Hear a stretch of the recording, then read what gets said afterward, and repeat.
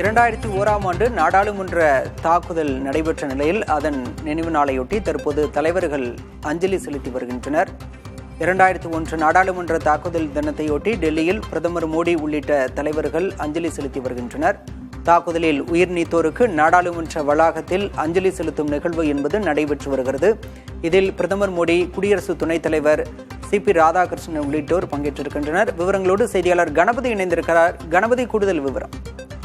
2001ஆம் வருடம் டிசம்பர் 13ஆம் தேதி அன்று காலை சுமார் 11:40 மணிக்கு 5 தீவிரவாதிகள் நாடாளுமன்ற வளாகத்திலே ஊடுருவி தாக்குதல் நடத்தினார்கள்.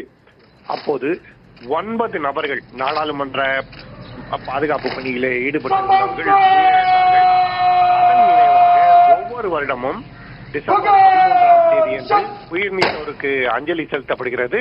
அந்த வகையில்தான் இன்றும் அஞ்சலி செலுத்தப்பட்டது. பிரதமர் நரேந்திர மோடி, குடியரசு துணைத் தலைவர் சிபி ராதாகிருஷ்ணன், மக்களவை எதிர்க்கட்சி தலைவர் ராகுல் காந்தி, பிரியங்கா காந்தி, சோனியா காந்தி, மத்திய அமைச்சர்கள், சபாநாயகர் உள்ளிட்டோர் இந்த நிகழ்ச்சியிலே கலந்து கொண்டார்கள். தீவிரவாத தாக்குதலை நடத்தியது லஷ்கர்-இ-தொய்பா மற்றும் ஜெய்ஷே முகமது ஆகிய தீவிரவாத அமைப்புகளைச் சேர்ந்தவர்கள் என்பது பின்னர் வழக்குகளிலே நிரூபணமானது. அவர்களுக்கு உதவிய அப்சல் குருவுக்கு மரண தண்டனை வழங்கப்பட்டது. இதெல்லாம் நமக்கு நன்கே தெரிந்ததே. ஆனாலும் தீவிரவாத தாக்குதல் நடைபெற்ற போது AK-47 துப்பாக்கிகளை வைத்து தீவிரவாதிகள் கண்மூடித்தனமாக சுட்டது, கிரனைட் குண்டுகளை வீசியது, அந்த தாக்குதல்களில் இருந்து நாடாளுமன்ற உறுப்பினர்கள் மற்றும் அனைவரையும் காப்பாற்றி இந்த 9 நபர்கள் பரிதாபமாக உயிரிழந்தார்கள். அவர்களது குடும்பத்தாரும் ஒவ்வொரு வருடமும் டிசம்பர் 13ஆம் தேதி அன்று நாடாளுமன்ற வளாகத்திலே கூடி இந்த அஞ்சலி செலுத்தும் நிகழ்ச்சியிலே கலந்து கொள்கிறார்கள்.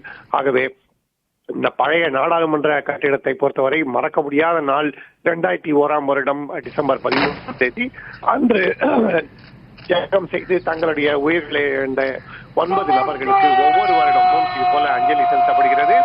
ஆளும் கூட்டணியைச் சேர்ந்தவர்கள், எதிர்கட்சியைச் சேர்ந்தவர்கள் என்று கட்சி வித்தியாசம் பாராமல் அனைவரும் ஒன்றாக இந்த நிகழ்ச்சியிலே கலந்து கொள்வது வழக்கம். அதே போலவே இன்றும் நடைபெற்றது. பாலசுப்ரமணியம், விவரங்களுக்கு நன்றி கணபதி.